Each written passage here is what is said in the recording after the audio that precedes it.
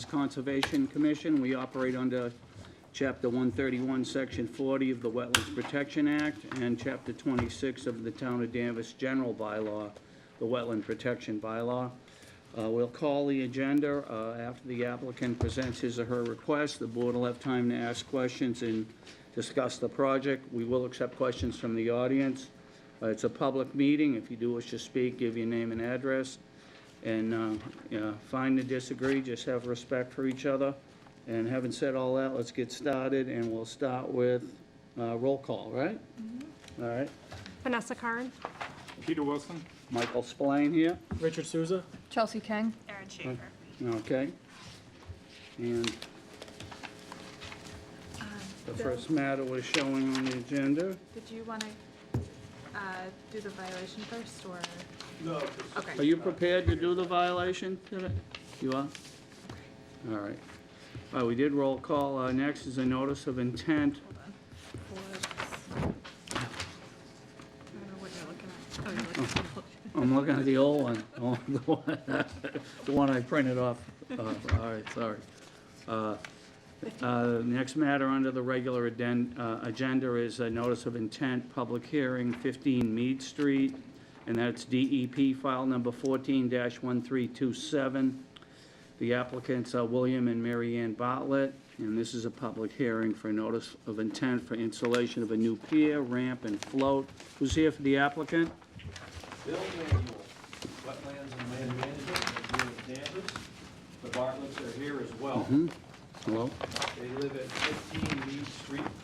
The commission is somewhat familiar with this area because we just concluded some permitting for a new house at 13 Mead Street, right here.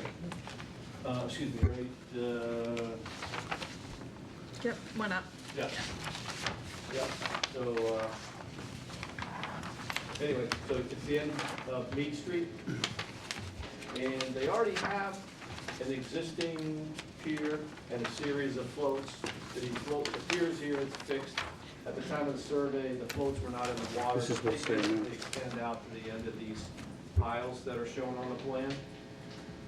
They consist of the house float, 16 by 20 house or storage float, and there's a couple of 8 by 20s, right? Yes, 3 of them. There's 3 8 by 20s already existing in this location. The problem is that at low tide, the water's way out here, and everything bottoms out, the floats and the boats. And as we all know, that's something that the DEP and the DMF try to avoid. So I actually spoke to the Bartletts about 2 years ago, and we talked about the process, what's it gonna take, and permitting costs and that sort of thing, and they said, all right, well, when our pier gets old and tired, we're gonna give you a call. And now it's old and tired, so we're here to upgrade the entire feature. We're gonna reuse what we can, but we're gonna extend the pier so that we get out to the permanent water, right at the edge of the dredge channel of the Porter River. Now, this is very similar to another project that we recently got permitted down at 63 Riverview Avenue. Same thing, extend the pier out, ramp and float to the edge of basically the edge of the dredge channel.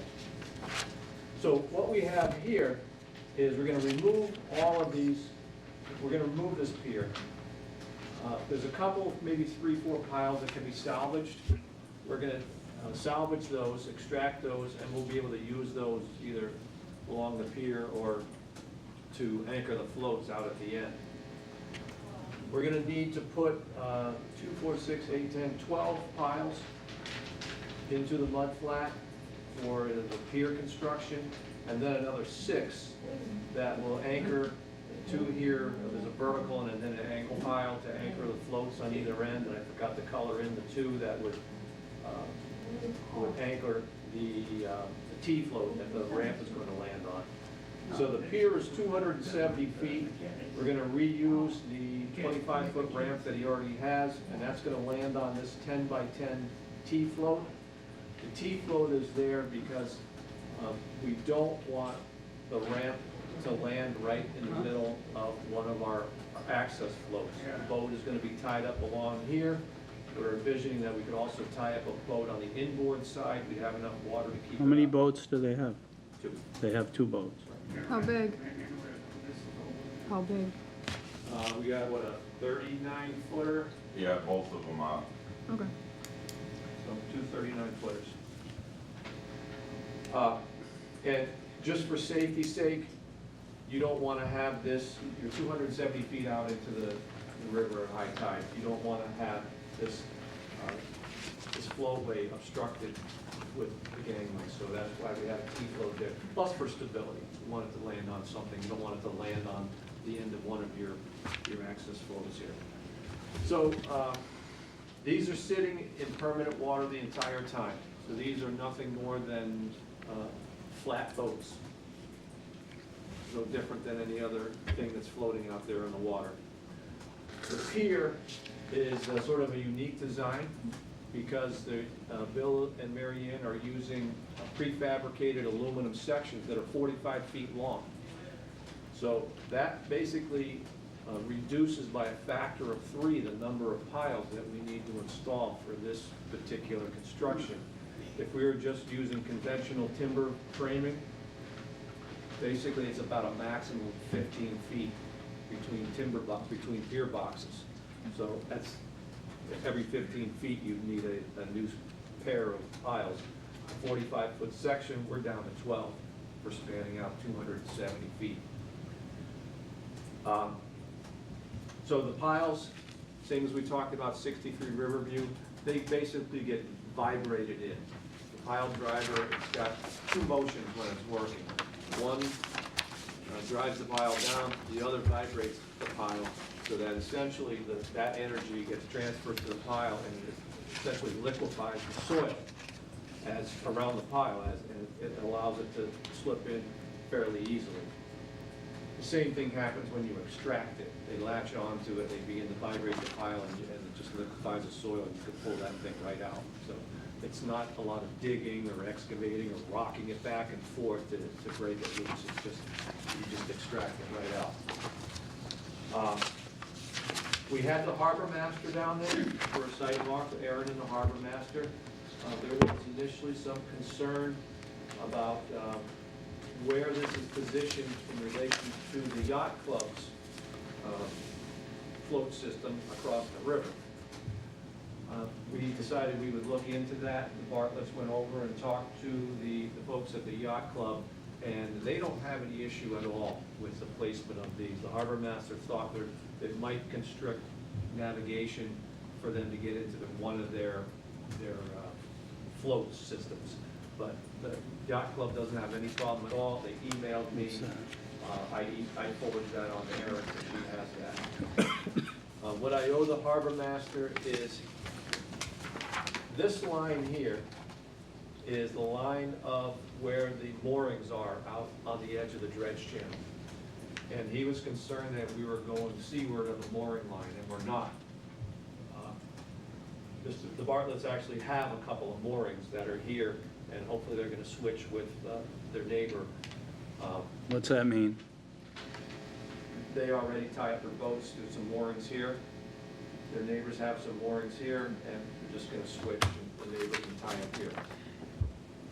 For clarification to the commission, I have this picture here. So the floats that are out here with my little yellow arrow, Yeah. though that mooring is owned by a neighbor, and the petitioner in front of us is proposing to switch mooring locations with his neighbor to be able to use this mooring line instead.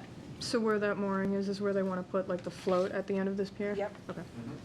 So what would happen is this float is inboard of the mooring line. So basically when a boat is tied up from the outboard side of it, it's no further out than the existing line of moorings right now. So there's nothing that changes. The harbor master gave me some coordinates of the moorings that are out there. I need to plot those on this plan to show him that everything is more or less the same. So we just got that information Not that long ago. about a week ago, and I just need to get that to him. So that's basically What's it. involved in switching with the neighbor? I mean, An agreement, a contract? an agreement, yeah. If that didn't happen, then we just have to angle it like this. This is a shorter run, but if for some reason they just said, no, we don't want to do that, then we'd have to angle it a little bit. And get it a little bit.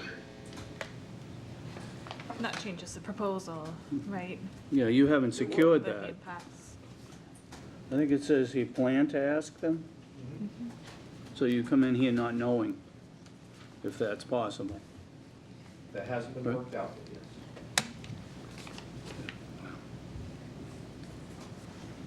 So, the whole feature is designed in accordance with the DEP guidelines for docks and piers.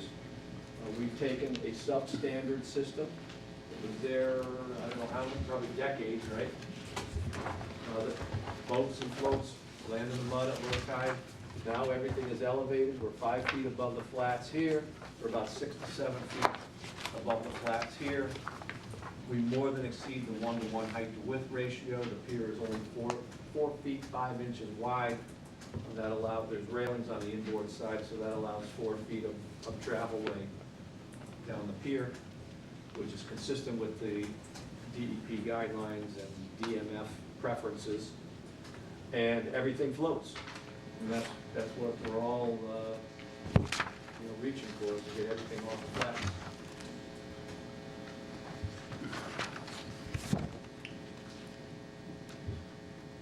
Where do they tie their boat up now? The end of the float is basically at this pile here, so that's where they tie them up along. When the floats are in the water, they're right in here. And what's wrong with that? You can't tie the big boat there now. You can't let the boat lay in the mud. When did you get the boat? 5 years ago, Yeah. So you haven't been able to use the boat? haven't been there to keep it there. Or you keep it somewhere else? Yeah, keep it on the mooring Where's that? in Beverly.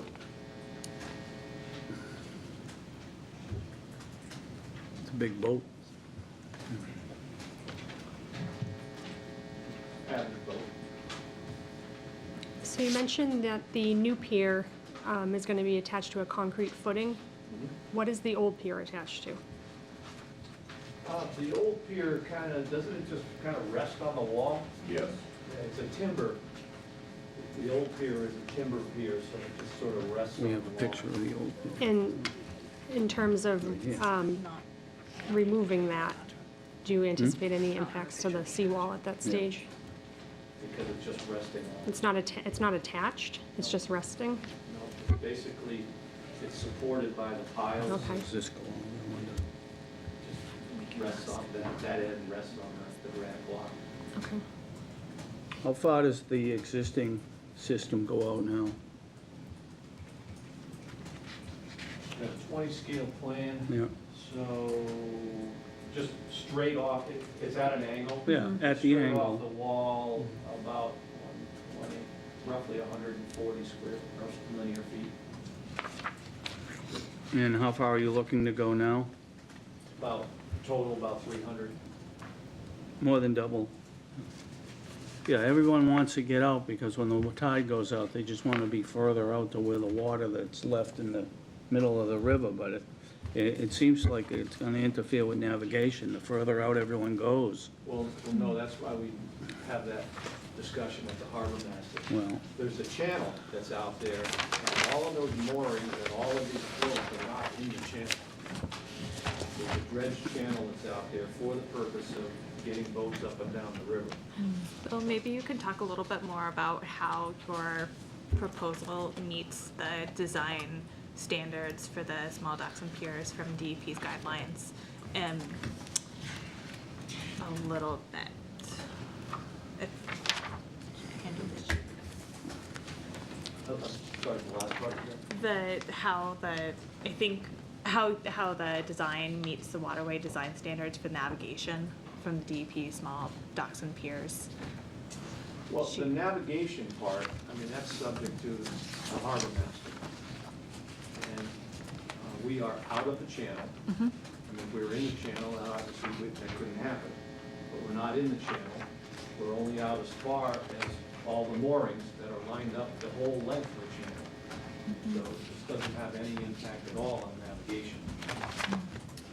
And we talked a little bit about the sight lines with the harbor master as well, and that considering changing the rotation of the floats so that the storage room wouldn't be on the narrowest part of the channel. But that is not something that the You talking petitioner about is this thinking structure? about anymore. Yeah. Yeah, because, Bill went over and talked to the folks at the yacht club to see if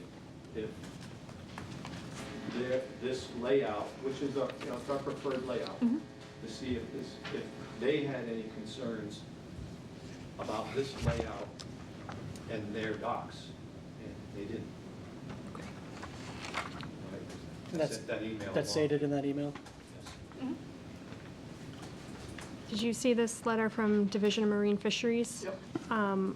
So they made a point that they thought 900 square feet of float area was excessive for residential use, and that the storage float should not be permitted because storage is not a water-dependent use. So what do you have to say to Well, I that take issue point? with several aspects of that comment. Number one, it's really not up to a person at the Division of Marine Fisheries to decide what's excessive for residential use. This is the Bartlett's float. They have a couple of boats that they tie up to. They're larger boats. And this is what is adequate for the boats that they have. Keep in mind, across the river is the yacht club. There's hundreds of boats tied up. Further up, the town has their landing, there's a marina. Yeah, but those are commercial, and we're talking about what they're saying. Well, in this case, they say this is what they're putting out is comparable to a commercial use. No, that's an uninformed comment. Well, you can say that. Well- But this happens to be, this will accommodate the owner's boat, one on the outboard, one on the inboard. And this storage area, this is it's presently being used right now over here. So we're just transferring it to there. And there is gear that you need to store, take on and off boats and stuff, and you don't want to bring it constantly back and forth. It is sort of a screen house as well, and it's... Where did that house come from? I heard it was floated down the river or something. Is that right? Well, they towed it down the road. Yeah. Is it licensed under your Chapter 91 license? I didn't. It's on the license. Okay. I didn't see it on the approved plan from the 1997 Chapter 91 license. Do you have another license? No, there's 5 floats on that license. That float that's on the end that has that house on it is the same square footage as the two floats, so it's all the same. Okay. The important consideration here is that this is being redesigned so that it complies with the DEP standards. We're getting everything off the flats. We can just consider this right now. There's 900 square feet of impacts on the flats. This is essentially the same amount of float, other than this 10 by 10 here. So 800 square feet of floats and boat resting on flats at low tide. That is now eliminated. We have extended it out without much additional impact because we're using basically an alternative design. It's more expensive, but using 45-foot prefabricated spans. So that reduces the amount of piles by threefold. And we have everything in the water with at least 4 feet of water underneath the inboards, or the outboard side. The closest float in is this 20 by 16 float. That has 18 inches of water under it at low tide at all times. And that's what the small dock and pier standards look for. So we've done everything that the DEP and the Corps of Engineers through their programmatic general permit, they basically incorporated those standards as well. We've done everything to comply with the current standards.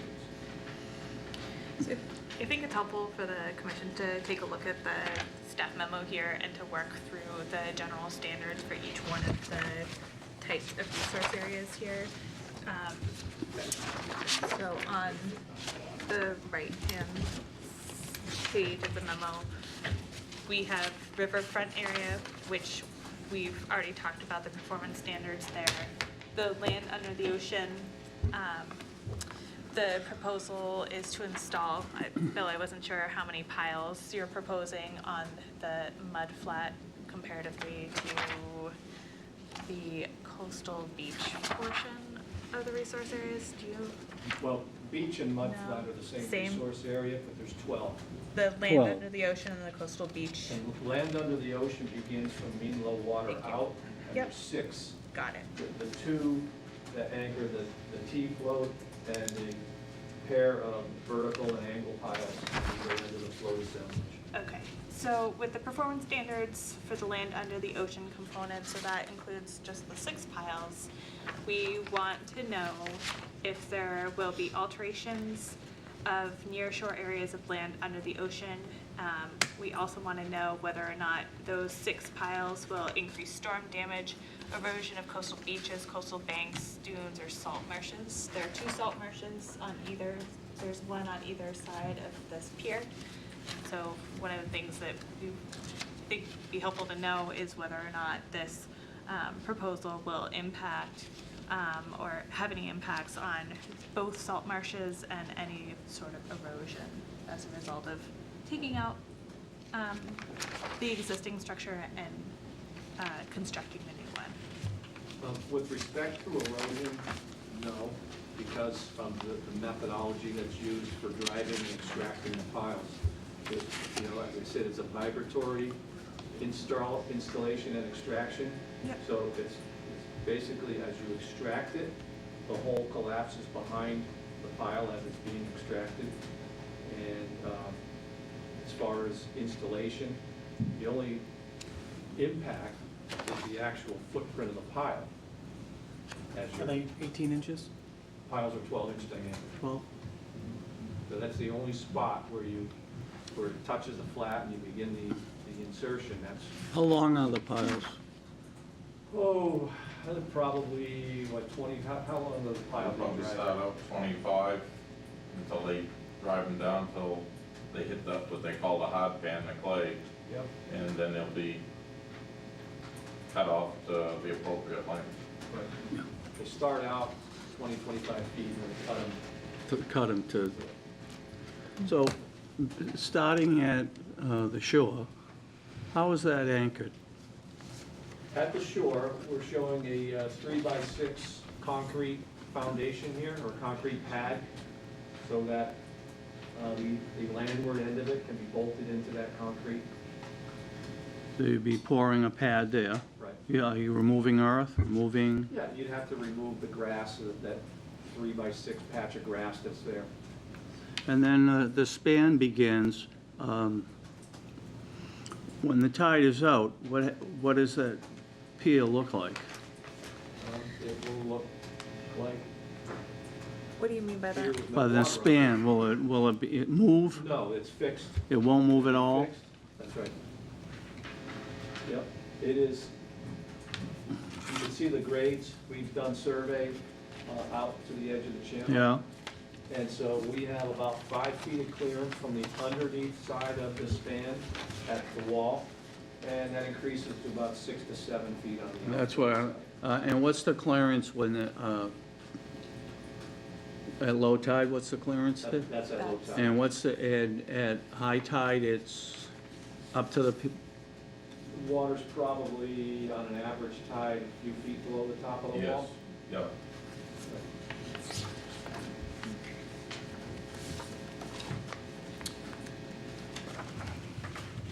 What kinds of, will you have any sort of skirts during the process of pulling out the piles to allow for, I don't know, some sort of If- protection around the changes in, any minimal changes in water quality or turbidity?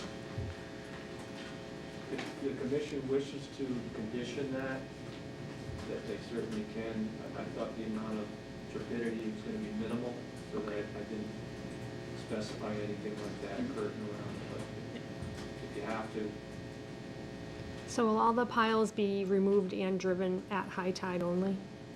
Yeah, enough water to float the work barge. Same thing with dismantling the Right. original. The pile driving unit's on a work barge, so that we need water underneath it, obviously, to get it into place. Yeah. Could you tell me why that pier shouldn't be 100 feet shorter, for example? Sure. Yeah, Because at low tide, you'd be no better than this situation. Yeah. If you were 100 feet shorter, you would have this, and And we do. everything bottoms out and. and what's wrong with that?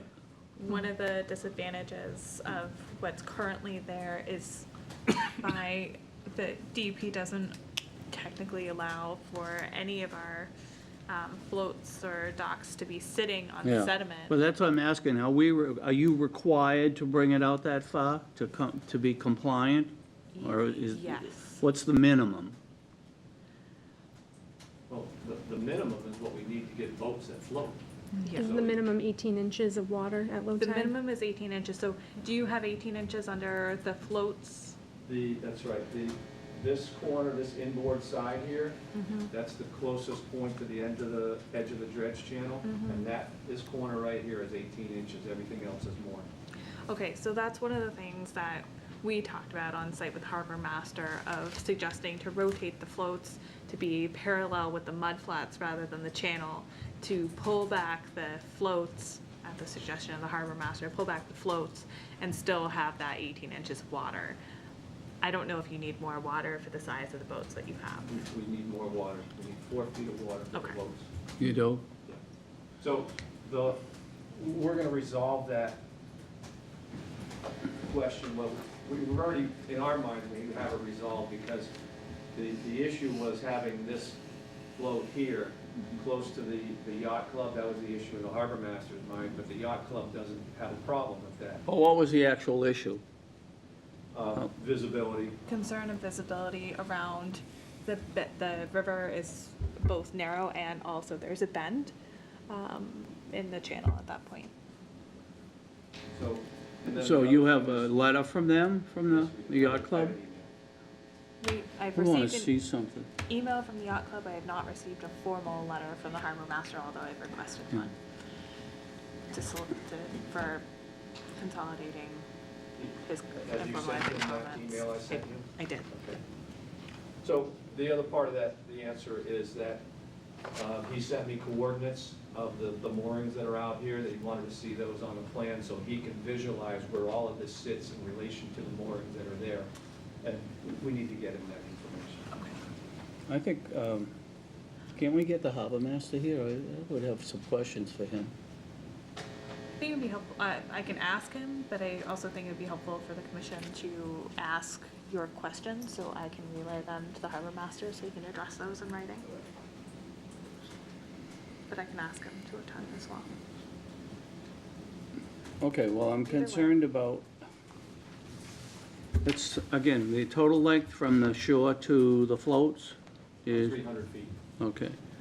And other people that are using the river, they're going to have to come out and go around that? At At high tide. at 50% of the time, more than 50% of the time, basically everybody who runs up this river runs in the channel. Yeah, There's no other way or you're risking bottoming out. well, yeah, there's not a lot of So depth. the only people that may use anything other than the channel might be kayakers, right? Right. And they do now, and they go underneath our existing pier now, but the pilings are only 20 feet apart. These are gonna be 45. Are they going to be able to go under this pier? Absolutely. Pier's gonna be the same height. And what was that height? About? At- Close to the shore, it's 5 feet. And there's kayaks, there's paddle boards, they go underneath there all the time. They do. Bother us. So this is actually gonna gain them more room because the piles are spread farther apart. But as far as navigation goes, I'm a fisherman, I spend my whole life navigating. You gotta stay in the channel unless Yeah. you're a small skiff Yeah, at high tide. But the rest of the time, from the shore to the edge of the channel, drops off so gradual that you go 50 feet, you only gain Yeah. maybe a foot of depth, maybe. So all the 99% of the traffic in that river, with the exception of kayakers, paddle boards, somebody swimming, is in the channel. What's the, because you're obviously familiar with the river, you've had boats for a while. What's, your boat is that a typical size, or would you say it tends to be larger, and that's why you need to have something like that? No, it's probably the typical size, smaller in comparison to a lot of the boats that tie up at Danvers Port. At Danvers Port? Yeah. But I'm talking about just residential. Oh, there's plenty of boats that, you know, tied between the moorings that are anywhere from a 20-foot skiff to probably a 40 or a 42-foot boat. What are they doing? What do you mean, what do they do? Well, are they, They're tied between They- moorings. they're tied to Almost, moor- they don't ha- Everything in that river has to be tied bow and yeah, stern. so they would not have, well, at least at this time, they wouldn't have a pier of that length, Not if they don't own a house on the river, no. yeah. But I guess I'm asking, are there other piers on the river that, residential piers that are of that length? 63 Riverview. 60, all right, that's one, Is that on the other side of the river? Is that the one you were Jacob's talking Landing. about? yeah, Close to yeah, that. close to There's that. multiple piers Brad on the Street river. Avenue, there's Right. two or, there's. Yeah, so it's sort of, yeah, I know we permitted one, and I asked, I said, what does that get you? He said, it gets me a couple more hours out there, because you can get out further.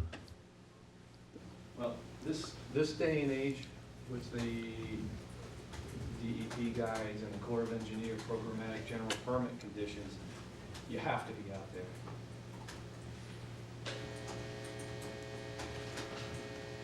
So is Any, the, any questions on this end, I just have two things, Mike. Peter? One, I think it's an improvement that you're getting the floats off of the mud. Yeah. So I think that's a definite plus. Yeah, I agree. Going forward, for me, it would be nice if I had a drawing that gave me a better idea of the whole area.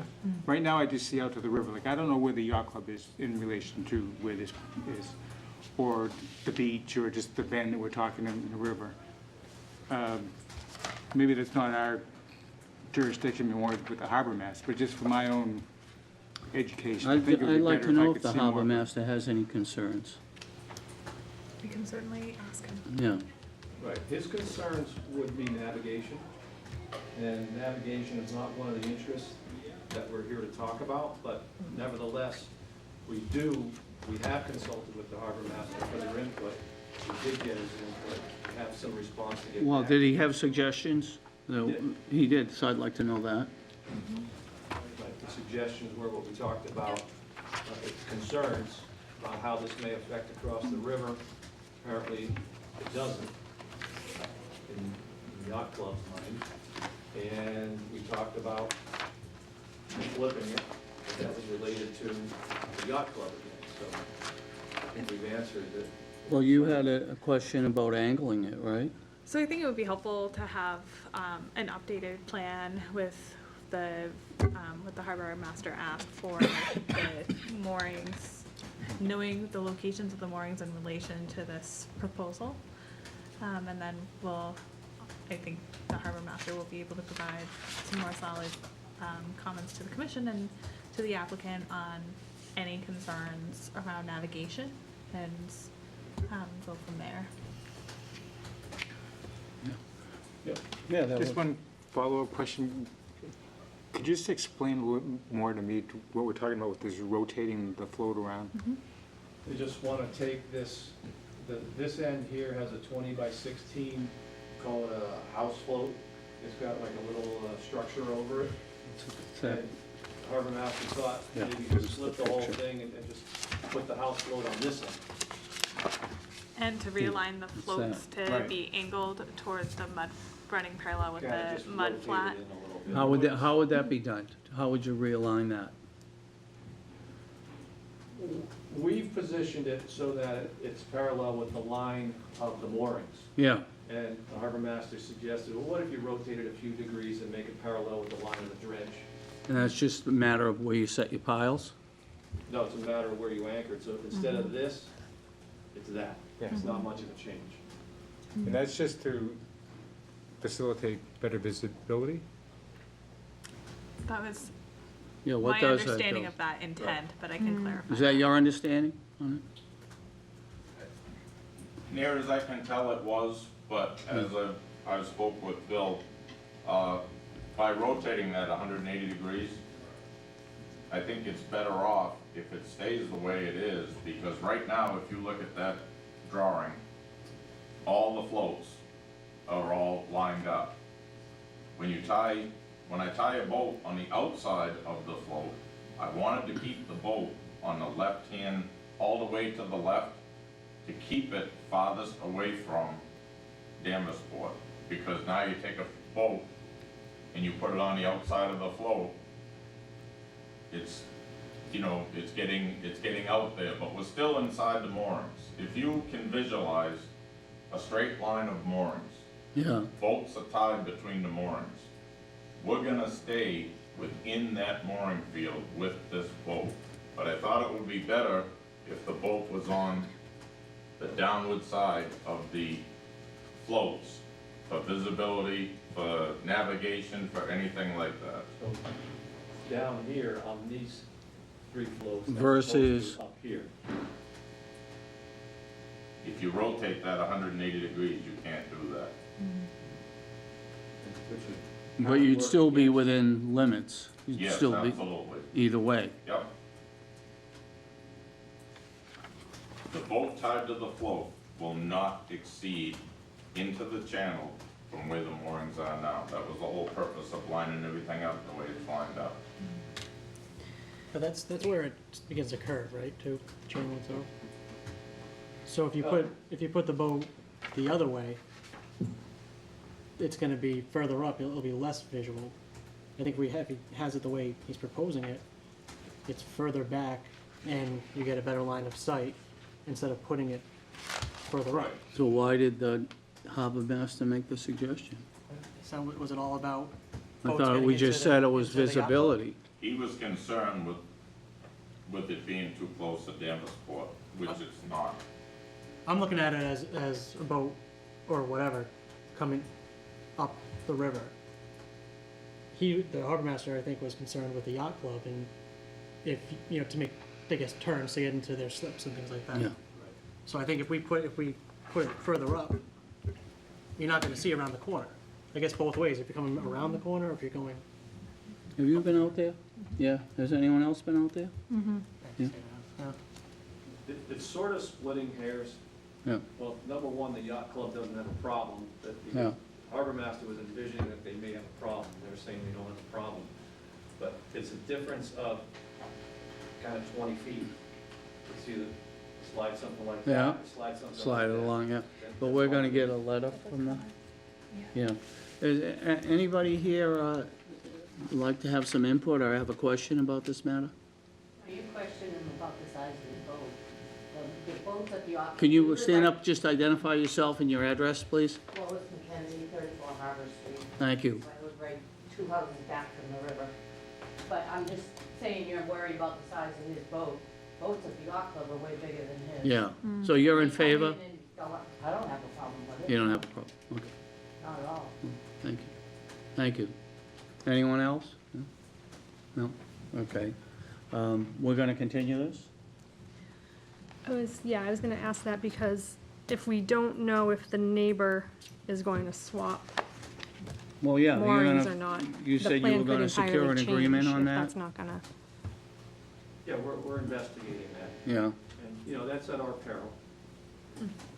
Okay. If, What's the upside and downside of, let's say you don't get an agreement, what's the problem with that? Well, then we gotta come back to you and span longer across the mud. And have you broached the subject with the neighbor? I have not yet, no. Oh, well, you know, that would be helpful then, because you're talking about something else if that doesn't happen, right? As I said, we're here at our peril. Yeah, I was gonna say, why would you come in with this And obviously, without knowing whether you can do that or not? and obviously a longer span means more pilots. Yeah, so you'll find that out? So, Because then you'll be coming in with a different plan. If the neighbor says, nah, I like it the way I am, yeah. Saves time. Do we need something from the harbor master, or don't we Yeah. accept it? Yes. I would recommend. Something for the file, Having something. and something from the yacht club you have, so Yeah, if the the letter yacht from club the yacht doesn't have club. an issue, there's no neighbors here complaining, we need to know that he's gonna make the agreement so he can go with that plan, or he's gonna come in with a different plan. I would suggest to the commission that we look at this at face value currently, and that, you know, that we condition and order conditions that, you Well, we're know, not this ready is to do that contingent, now. not now, but that maybe next time, that, you know, it's really up to the property owner to get permission from the neighbor, but our decision doesn't hinge on that, is what Yeah, our decision is on this plan. our decision is on this plan, and if, you know, the petitioner is unsuccessful in that process of negotiating with the neighbor, then, you know, they'll need to come back with a totally different plan. For next time, though, I think it'd be helpful to include the location of the current floats. I know that it's this, but, You mean the ones that are, yeah, okay? yep. To demonstrate the square footage of the existing floats that are sitting on the mudflat comparatively to what you're proposing. It's not quite a full picture of the existing condition. So, Sorry, I didn't catch that earlier. do you wanna put this out to the next meeting or further out? Let's try to go in for the next meeting, I think. What is that, June? Is it June 13th? I I know should I'm gonna know. be, I will not be in No. town for June 13th. All right, then, That's okay. Fortunately, I'm in California. then it's the 27th, it's the 2nd and 4th, 27th. Yep. 27th. Great, so at the next meeting, we'll have, or next Well, round. we'll- Any other questions? No. No. Does someone wanna make a motion to continue the public hearing? I'll make a motion to continue the public hearing for NOI 15 Mead Street, DP number 141327 to June 27th. Yep. Motion's been made, do we have a second? Second. All in favor? Aye. All right. Revise plans, and You made notes? Yeah, I'll make notes. yeah. All right, is there, do you have a problem if I went out there and just took a look around? I think some of the members have been out there, I don't think I haven't. Okay. I've been one of the kayakers. Yeah. My wife and I kayaked down the Cape on Bass River and Herring River and the Swan River, and there is that issue where you go under, but you can always seem to get under with the way they build the piers. There's no problem getting under that one. Yeah, Take your kayak out. but it's important, otherwise if you, you have gonna be to go nice out- this weekend. you have to go out where the big boats are and come back in. All right, thank you. Thank you. Yeah. Thank you. Take care. The next matter is 30 Water Street. I have a conflict because I am representing Sam and Joe's on a license matter, so I'm gonna take a seat out in the audience. If Peter would take over for chair, Okay. all right? In fact, I'll go on you with Nate. Excuse me.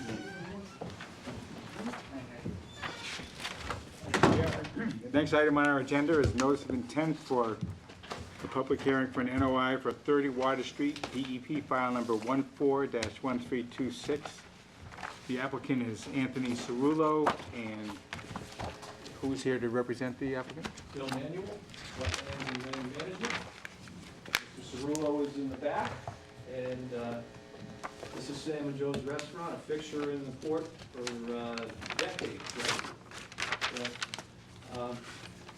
The restaurant is here, and basically the entire site is either structure or paved. There's a granite block seawall here, this is the Crane River. And the project is fairly simple. We just want to put a 20 by 20 dining deck off the end of the building. There are presently windows on this side of the building, and we're going to take some of those windows out and replace them with doors, put a couple new windows in, and a stairway off the the deck here. The deck will have a pergola type, not a roof, but it's pergola. So basically you have pavement, and when it's all done, you'll have a deck over the pavement. So there's really no change in the pavement characteristics at all. What they're gonna do is saw cut. We're gonna need about 9 precast concrete post supports. So they just make a saw cut in the pavement. Bill McKenzie has an auger type attachment, right, on a machine. So we're just gonna auger out the holes for those precast concrete supports, drop them right in, backfill, and then cold patch the pavement right around it. Then the rest of it's just carpentry work. So this one is not complicated at all. I have suggested that, you know, while there's dirt on the pavement surface, that we can deploy a straw wattle on the edge, so in case they go for lunch and there's a gully washer or something, it'll stop anything from traveling towards the seawall. And when they're all done, they can just pick that up and store it off to the side for the next day. So I think everything will be cleaned up at the end of each day, so there'll be no dirt left on the pavement, right? All the spoils will be hauled away. Yeah. So clean operation and add a new dining deck to the restaurant.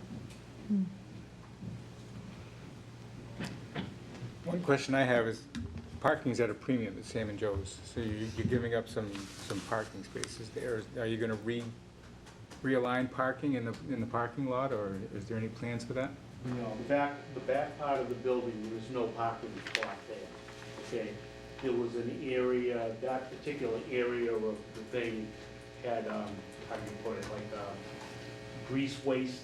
There was think of it as a miniature dumpster, okay, like that. They've changed that to a barrel, and they haul it out every week. In other words, when we dump our friolators, after we filter it, we dump it into the barrel, and then they come and they pick up the barrel. Okay, usually every Thursday, not always every Thursday, but it's either Thursday or Friday. So it's in the back, in that kind of part of the building. There was never no parking spot where that was. It was just kind of like a dead area. If anything, I hate to say it, it was a junk area. You know, if we did some kind of remodeling or move something out of the way, we'd put it over there until we got rid of it, you know what I mean? So the parking lot would be exactly the same, you know what I mean? Yeah. So with this proposed addition, are you going to use a different section of your concrete area or paved area as a junk spot, or? No, we switched to like a 55-gallon drum, and it's between the two buildings right now on a cement platform, okay? So they pick it up every week, so, Okay. you know, How high off the ground is the deck? what the platform, Yeah. I'd say 8 inches, a cement slab that's 8 inches above, you know, on top of The it. deck? The deck itself, yeah. Oh, Just 4 feet, okay. yeah.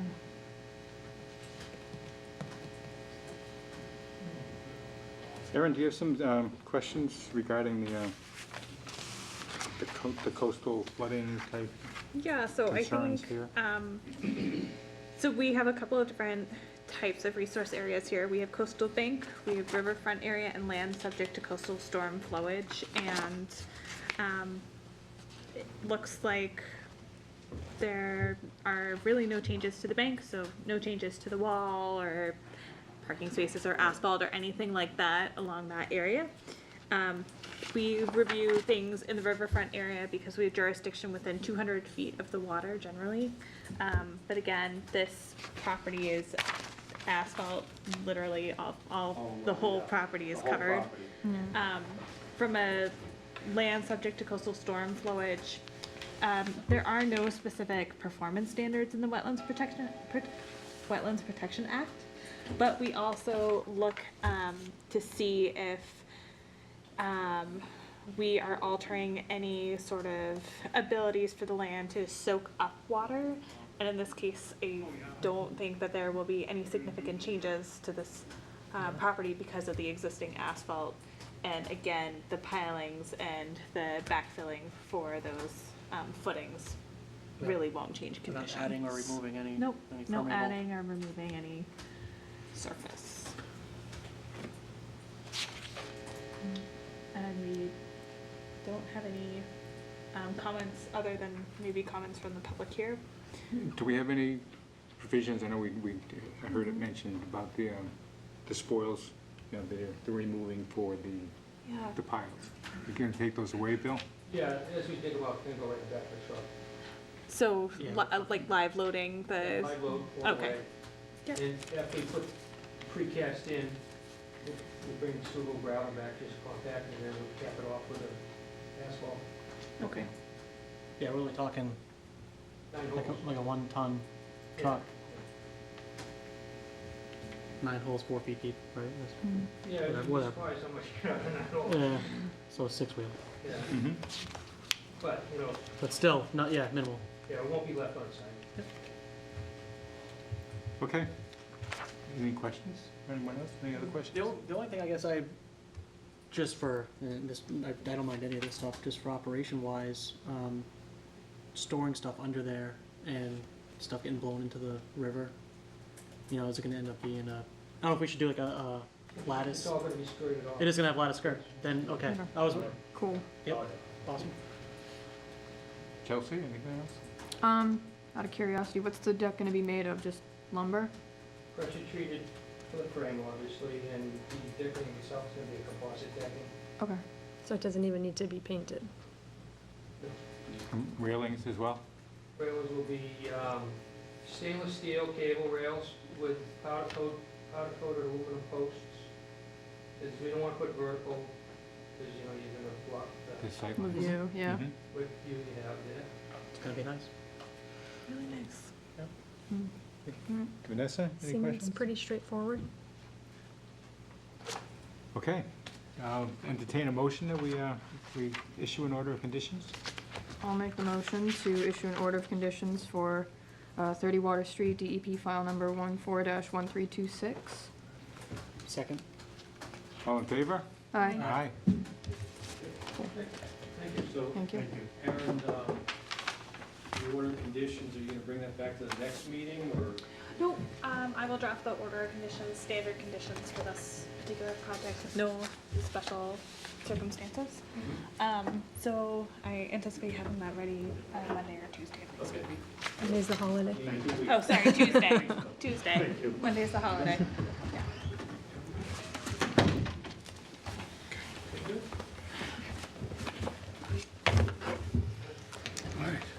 We don't have anything else. We have minutes, right? We have the violation, and I'm Thank not you. sure Thanks. how. Good luck, guys. Oh, yeah, wants the to proceed, violation, Or how we want to proceed. Yep.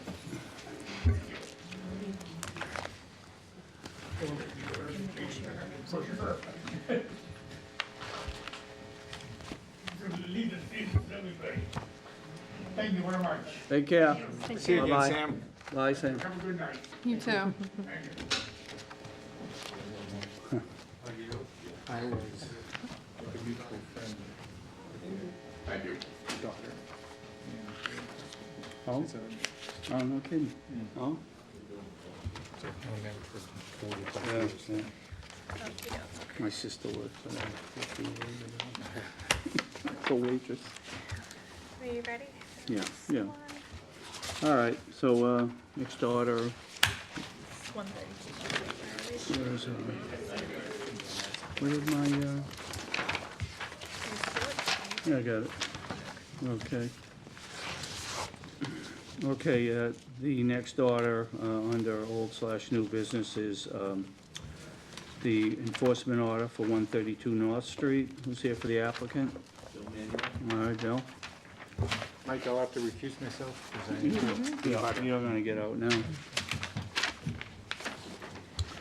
All right, you were gonna prepare something for us, no? We're gonna ratify the enforcement order, and then Yeah. I'm gonna prepare something. All right, Okay. So here is a copy of the enforcement order draft. And keep going. It's the last thing, right? Is it? Yeah. Okay. it's So the last very one, last binder, thing sorry. in the binder. Oh, yeah. Okay. So we've been going back and forth on this for quite some time now, and after our last meeting, we discussed a couple of different conditions, and I I want to let the commission know that I've also been back and forth with the DEP circuit rider, and I've gotten some helpful information for Bill. That just generally the stormwater standards don't necessarily apply to this condition. Because there is no change in asphalt or additional impervious surface is my understanding.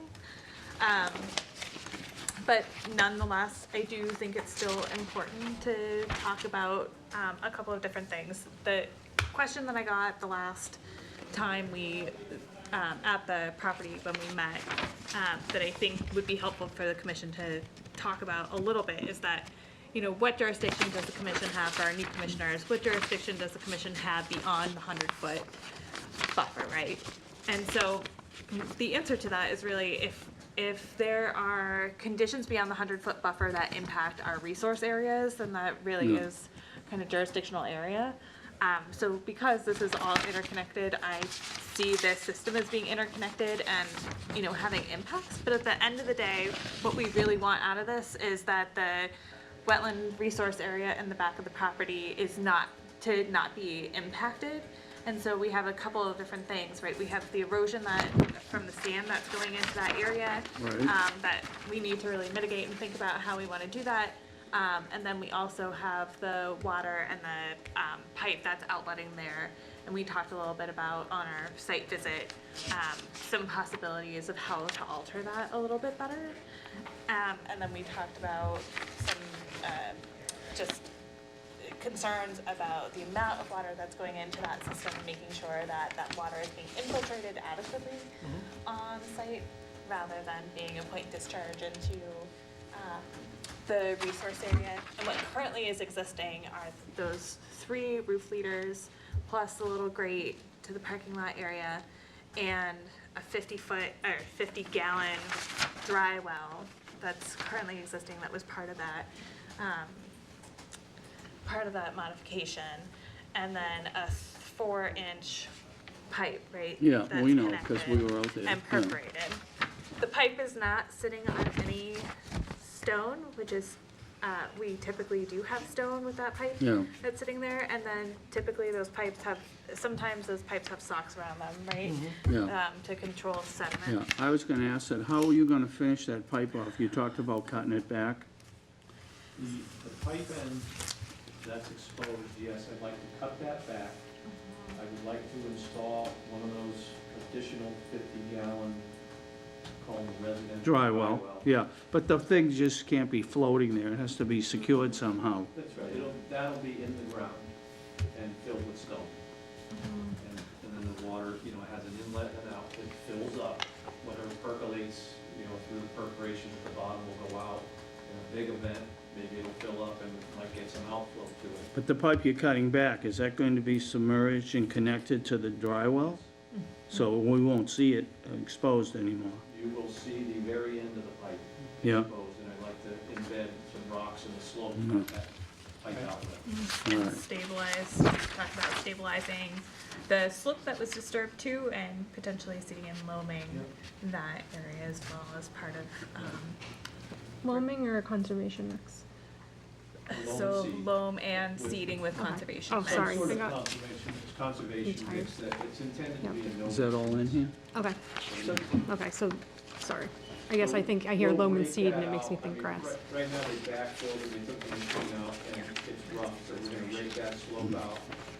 Top dress it with some loam, and seed it, and probably have to put some erosion blanket on top of it as well. Okay. Staple that in. Is the,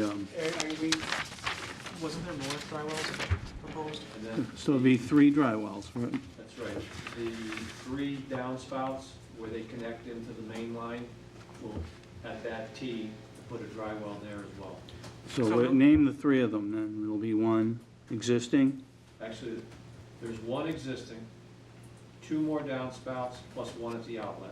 Okay, 4 dry So wells. 4 dry total, wells. when we're all done. So one's installed, 3 to Right. be added, or And proposed to and be that, added. that little drain as you, before you enter the play area, that's floating there, Like the grate, that's, kind We of. want to Secure that. secure that, cement that in place, we'll cold patch. there's a lot that of pavement. broken asphalt We'll on take that up and, you know, you can get cold patch and fix that. So are well, the dry wells, they're more or less intercepting the main line, and the reason why I'm bringing that up is because since there is no gravel and there's no like geotextile around the pipe, I'm almost looking at those as little like filtration chambers, because, you know, if any fines get in We're from the gonna bottom, plug up. it's gonna make its way down, hit a dry well, hopefully settle out. You know, eventually, I think it'd take a long time, but, you know, dry wells, the pore space in the gravel will fill up.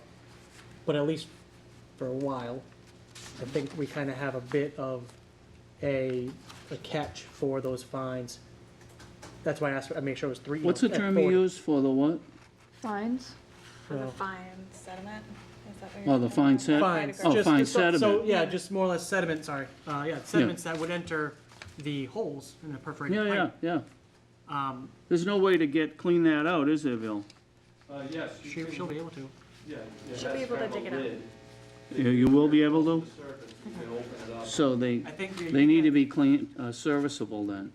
And I think between the effluent, you know, because that's going to be an open pipe, and then the 6-inch or the 8-inch, you know, the thing that we were looking at, that there's a little sump looking. The green. Yeah, yeah, yeah. That was a little And lower What's that? That's a 4-inch opening? That's a 4-inch. Four. pipe, yes. So I'm thinking, you know, a 2-inch hose could get down there, and I mean, it's a little bit of work Okay, of hitting so- each side. And how about the dry wells? Would we be able to access? I know they want to bury them, but we can access those maybe, right? Will they have a cover that we can? They do have covers on them, and if we take ties, or, you know, they're gonna be straight off the downspout, so if the system ever. I think we should, because if there ever is an issue, I think that's, you know, if it was my house, that'd be the first thing I would do, is try to clean Yeah. out that So what whole would you be system, doing? you Would know, they be stuff under a like foot of dirt? You'd have to dig into them? Are they even that deep? Because Are they that couldn't we deep? see the top of the one in the play Right, area? Yeah. right at the surface. that. They Yeah. should be that deep. There I wouldn't don't be, know the answer to that question, if they're gonna be buried, or whether that there'll be a lid that's accessible? But either way, we'll have ties to it. Yeah, Right, so we and- want them all serviceable. Right, I think, you know, so it's a compromise in the sense where we're not making them dig up the Yeah, 4-inch pipe that they bury. and stone underneath and wrap in geotech, Yeah, where, well, at least this way, we think that we can service it yeah, in the future. all right. That's where I'm at. Well, is there anything else? Because we have a prepared order here, right? We have, so this is a prepared draft enforcement order. Yeah. We can talk about each one of these. I just had one question. I don't know if it was already discussed at the site visit, but a lot of the sand getting washed out of the playground, is there anything more substantial we can put there to block it from flowing into the resource Instead area? of sand? You mean instead of sand? Maybe not instead of sand, but like something to block it, We instead talked of about just the like, plywood. The plywood Oh, yeah, you yeah, like talked a about solid that. thing as opposed to a silt fence Yeah. or something. Yeah, we talked about doing plywood Right. on the inside of the chain link. Yeah, something like So that, just to something- yeah, contain it definitely. more substantially. A curb, yeah. Yeah, Definitely. basically, we're gonna make a wood curve Okay, for like the side of a sandbox. yeah, that's exactly what I was thinking, something solid, not a fence or a curtain. So, do we need to read all this, or can we just make a motion and highlight the, Comment, Yeah, yeah, and that was on 31A. Yes. Since we're not having an engineer, yep, can we strike that part about? yes. where's 31A? Wait, is mine, is mine? We are looking at different things. Okay. I just All wanna right, see all right, if it's you have different another in here, version. all right. So we're- 38A? 31. 31A. I think I it's think we're different on all our, looking at it. 31A. Yeah. All right, I'll look at yours. Yeah. All right. You're saying remove the prepared and stamp by registration? Yes. I think Yeah. mine's different. So, So going through this, under general Yeah, conditions, it's 38 on mine. if we go through the general conditions, are you gonna give us a written narrative? You're gonna give us plans, a I'll restoration? give you scalable plans. All right. There won't be survey plans, but I think for this, I think scalable plans are adequate for this. Okay. What we got was a sketch, Right. and it was really hard to It was determine the no scale. good. Yeah, And so I think having a sketch that's scalable will be helpful here. good. No work will take place on an adjacent property without owner's consent, no. So we talked about that a little bit on the site, or a site visit. Yeah, Sorry, that some of the work had occurred on adjacent property where the silt fence is currently, and so I think it's important for the two of them To have to that in engage there. and make sure that that is happening. Let's see, at the end of this work, this restoration work, I think the property owner needs to come back, so the commission, with a request for an issuance of return to compliance, so the commission then can just close out this. almost like a COC, but Basically, it. yep, color. on a violation. Yeah. So RTC. I've talked about here that this work needs to be complete within 3 You gonna weeks. put a deadline? Can you do it in 3 weeks? I think that's too short No. of a time period I for, thought it was too short, but you gave me an out, the next paragraph to say, yeah, time can be extended. So it's got up to 6 weeks. if you really just wanna say. Why don't we just give them the time? 6 weeks. yeah. Do you think 6 weeks is adequate, or do you, I think or we should- 8? For I'll have something to you Yeah. easily, and then you're looking to have it all done within 6 weeks, right? Yes. I don't think that's unreasonable. Okay. That's a lot of work. All right. So we'll shoot for that. Let's go for 6 weeks So this is on gonna be 6. number 4. Yeah, And then if there is something that comes up, I still think it's We'll leave important the to additional allow in. for that. all right. If we wanted to shorten 3 additional weeks or whatever, I don't think we need to get into So that. the plan, it's gonna comply with the plan to be submitted? Is that right? Because we don't have it Yeah, yet. so we'll have a sketch, so we'll comply with the plan to be submitted, or the sketch above, or as referenced in one. Are we not calling it a or- plan? What are we calling it? What are you calling it? Plans and narrative. we'll do Plans that. and narrative are fine. No? Number 6 is, that if there are any changes, to let us know. Formal action? Yep. Number Okay. 7, I don't think we really need to run into that. We might be able to omit that. Change the title? Yeah, don't just worry about let us that. know if the property changes hands. We have that the right to we can enter under inspect. 9. The enforcement order applies to any successor in interest, but I anticipate there won't be any change in title in Yeah. 6 weeks.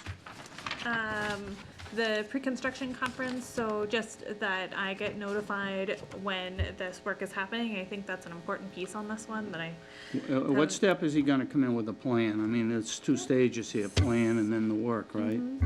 yep, So how long you So- need to make the plan? it's a good question. Couple weeks. Oh, all right. What, at our next, Hopefully, Aaron could do this. can you just give it to Aaron? administratively. Then you can let us know if it's okay? I can do that administratively, yep. We'll do I that. can administratively approve the plan if the All right. commission is fine with that. All right, 'Cause you're gonna the plans inform will it. show you what we talked about. Yep, There's no project supervisor, it's Bill. yep. Yeah. Are you doing the work, or is that landscape? No. Landscape. Are you gonna oversee it? Is that in the order of conditions? Yeah, I'd like you to be there, I mean, because look what he did before. Can't you at least go check on it and make sure it's doing it according to your plan? Good suggestion. Yeah, we'll add that? That's fine, yep, that's there. All right. So would that be under, There's pre-construction review. Pre-construction review. Pre-construction review, and that's by you. Do you need to put in some sediment control in place while you're doing the It's work? already there. What's there is okay? What's there is fine. Yeah, in accordance with specs, all right. We reserve the right to require additional erosion if necessary, if you came out and said, hey, it's not doing the job. Yeah, and you're gonna make that little curve, right? Yeah, The- that with will the- be a with the permanent. 2x10 or 2x12s or something. That'll be a permanent thing. That's a permanent thing? Yeah. Let's see. If you need to do additional controls, you do it within 48 hours of notice. And then we'll talk about the restoration. I think you touched on that, Vanessa, right? Loaming and seeding Oh, the right, Yeah. disturbed area, preferably with conservation seed mix. Is that what you're gonna use? Yeah, something that's Something not to that intended to be effect. mowed, so a conservation. All right, what about this, after landscaping restoration? Disturbed area will be covered with straw, mulch, erosion, are we doing that? Yep, so we talked about that, that we'll have an erosion control blanket or some You can other do that? suitable material there. Yeah. The, This stuff, can this be Good. done with, isn't that daycare? Will there be children there while this is going on, or Hopefully it'd be done on a weekend, Yeah. or they just. a long weekend or so something? this work was done. Off playground Yeah. hours or something Yeah. like that. The kids also have another play area Yeah, on the they other do? side, Yeah. and so they've, when Oh, this work yeah. was being done during the day in the middle of the week, that the kids were on the other side. Yep. Any release of any final approval will be dependent on permanent non-wetland vegetation growing for at least 5 months. Are we kicking this out 5 months? So we don't have to have that, we can just say it's loam and seeded and done.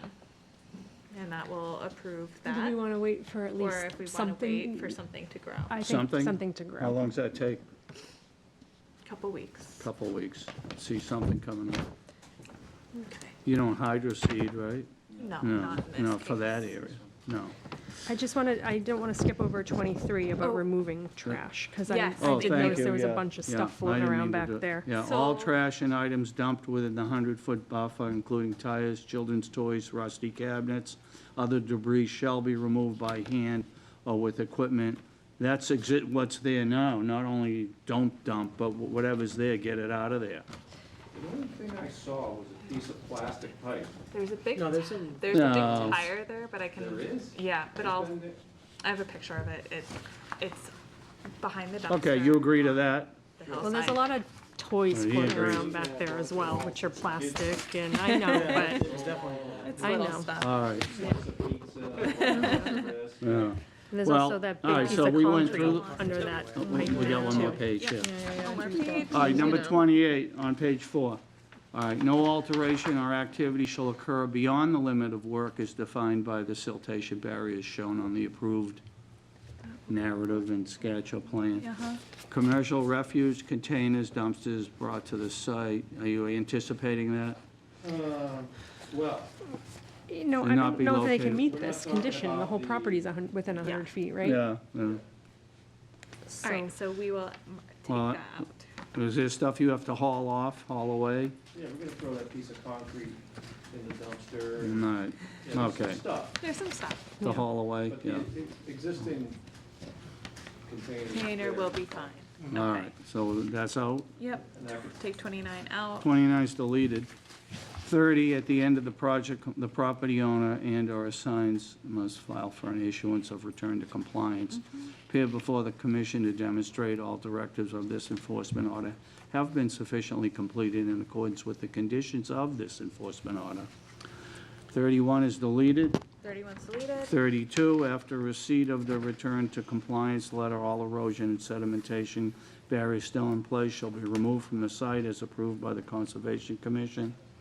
Prior to the removal of erosion and sedimentation control barriers, the Conservation Commission shall be notified and will inspect the site to verify the appropriateness of siltation barrier removal. No erosion control barriers will be removed from the site unless approved by the Conservation Commission or staff. All right, that's the entire, as marked up now, right?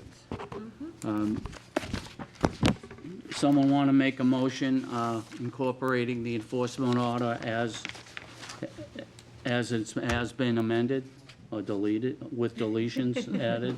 Yeah. Deletions added. I'll make a You motion can, yeah. to, what was it? You want to note the ones that are, yeah. Because I have a different copy where the numbers are completely Better off. give her that okay. one.